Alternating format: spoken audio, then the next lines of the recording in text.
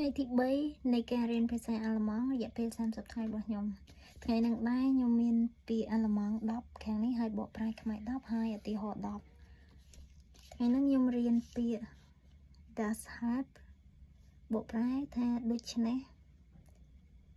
trotzdem យ៉ាងណាក៏ដោយ eigentlich តាមពិតទៅ zuerst ដំបូង danach ក្រោយមក plötzlich ភ្លាម damals កាលពីពេលនោះ genug គ្រប់គ្រាន់ fast ស្ទើរតែ besonders ជាពិសេសហើយឧទាហរណ៍10 Ich bin müde deshalb gehe ich früh schlafen Es regnet trotzdem gehen wir spazieren Ich wollte eigentlich zu Hause bleiben. Zuerst mache ich meine Hausaufgaben.